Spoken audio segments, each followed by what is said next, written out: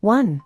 The words of Jesus, the harmony of heaven and earth. Personally, what I found difficult while studying Jesus' words was the disconnect between the world's movements and his words. Wondering if faith was just a Sunday ritual, I started to reconsider its role in my everyday life. This led me to question what true faith was. I reasoned that if the Lord's words were true, they would be realized in nature. I intuitively contemplated the shapes, forms, and movements of nature, and even intuitively believed that the very nature of the universe was also influenced by the providence of heaven. I learned that the appearance of nature has few angled shapes like triangles or squares, forms curves, and converges into circles or spheres. Nature is a compromise in a flexible form while competing fiercely for survival. When it is balanced by taking a flexible form with minimal bias or imbalance, new changes occur, and it seems to be physically rotating or circulating. In other words, when bias or prejudice, when imbalance is minimized, a new world, a new beginning can emerge from the existing world, just like a tree sprouts new branches or fresh green sprouts. Forgiveness, reconciliation, and serve that Jesus talks about can be said to be a new beginning by bringing changes in life like new branches or sprouts, just as you can acquire knowledge or new wisdom when you break down the boundaries of your mind and get rid of prejudice and stereotypes. The words of Jesus are a new beginning and a new word for the existing world. A. The relationship between the heavens and the earth. Jesus came to create a new beginning, aiming to fulfill the kingdom of heavens will by bringing harmony between earth and heaven. Jesus saw that the kingdom of heaven could come in real reality. I work hard and sweat to realize my daily breads and dreams. There are instances when successes are followed by failures, periods when progress is interrupted by unexpected challenges, and times when difficulties arise due to various external influences. Sometimes it's sick and tiring, but in this real reality, a new, creative, and full of vitality can come out. Jesus did not come to get rid of pain, but a creative life can come out of a painful world. It refers to a life where each other voluntarily shares pain, gets daily bread, and is evenly illuminated by warm sunshine. In lives that can be withered and frustrated, this is like a new order coming out of chaos. The beginning of a new order is not a huge change, but a small and new start in the existing world. Just like a tree sprouts with new branches but very small sprouts when the time comes, this gradually grows into a new branch or a new tree. The words of Jesus do not pertain to concepts of absolute order or authority, rather, they convey the idea of water flowing naturally from higher to lower elevations. A life like a light that shines on the darkness, as if flowing down, a life that can produce new branches or sprouts. Light goes into the darkness without shining itself and creates warmth, and life and matter can come out of that warmth. Therefore, the words of Jesus are the dispersion of light, and the dispersion of power that gives the world warm vitality.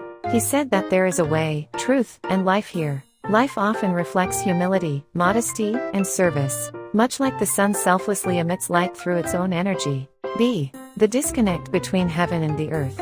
The reason Christianity is drifting away from people today is likely due to the vast discrepancy between Jesus' words and the reality of clergy and believers. This is because, rather than living a truly authentic life, they cling to a masked and pretentious life, an external, power-oriented faith, and are unable to escape prejudice and rigid thinking. Internal poverty leads to the loss of a free spirit and open heart, and the resulting creativeness in life.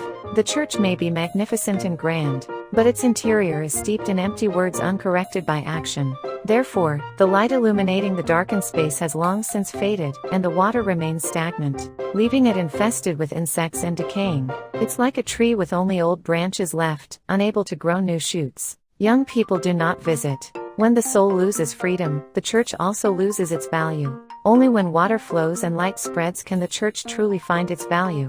This is a backward, discordant occurrence. Water fails to flow down, and light cannot reach the darkness. Where water is dry and warmth is absent, life and matter cannot emerge. When coming and going are free, allowing spontaneous exchange and communication, losses are reduced and gains are greatly increased. Even if water and warmth exist in the world, without work and spontaneous exchange, daily bread will be difficult to obtain. In other words, water and warmth do not automatically transform into food. So theories and beliefs that build an ideal society without action, without the time, effort, and sweat are nothing more than empty rhetoric.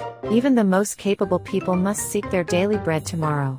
Yet, people avoid talking about daily bread, as if they can secure eternal food. Some sects proclaimed themselves infallible and flawless, demanding only dominance, submission, and obedience. This is a dichotomy, viewing the world as a binary system of high and low. However, the world is a multi-body world, endlessly diverse and constantly changing. Therefore, viewing the world as a binary system distorts it, leading to a closed society, devoid of interaction and communication, and ultimately to an age of darkness. Jesus viewed the world fluidly. He did not come to seek warmth or receive light. He came as a suffering person, always bringing light to those weary and struggling in dark and cold places, and offering warmth to the less fortunate. In a world that is going to chaos due to wealth and regression, he did not end a creative life that can produce new branches and sprouts with words, but personally showed practice. See the reason why Jesus made Peter a disciple. Jesus accepted Peter as his disciple. Peter wasn't a special person, possessing deep faith or high status. He was just like us, someone who sometimes lost faith, lied, and worked hard to make a living. Living with these everyday imperfections is the very nature of humanity. Life has happy and good days, but it also has difficult, painful, and frustrating days. Life is full of change and chaos, but it is in that chaos and disorder that the strength of faith in the Lord emerges. It is from the pain and thirst of life that the strength of faith emerges. Jesus accepted Peter as his disciple. In other words, rather than seeking holiness, he seems to have wanted to show us that faith can be born from ordinary, everyday life, from the times we clash, suffer, confront, and sometimes even experience pain, sharing and comforting each other in that suffering. In this sense, we are another Peter and Mary, and to varying degrees, we are all Peters.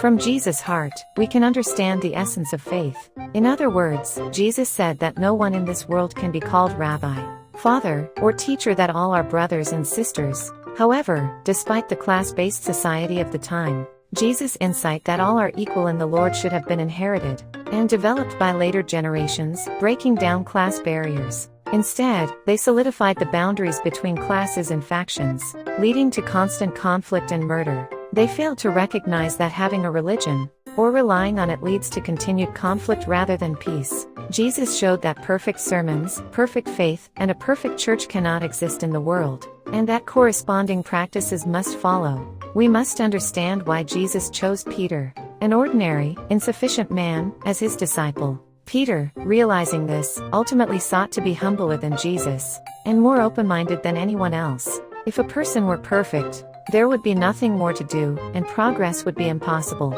It is precisely because of their imperfections and shortcomings that they can become new. Order does not arise from order. It is a complacent society that repeats the same order, a society that seeks to maintain vested interests. Through Peter, Jesus demonstrated the creation of a new order, out of suffering and thirst, out of incompleteness and disorder. Peter symbolizes the advent of a new world and a new order. It signifies the coming of the kingdom of heaven on earth. In other words, Jesus did not come as an absolute being of the world. He did not remain in the sun, but always sought the shadows, sacrificing himself for the suffering and thirsty, the little ones, and came as a beacon of light that illuminated the darkness of the world. Furthermore, Jesus' adoption of Peter as a disciple was the Lord's response to those who suffer and struggle. Even in difficult circumstances, time and effort can always yield an answer. Knock, and the door will be opened.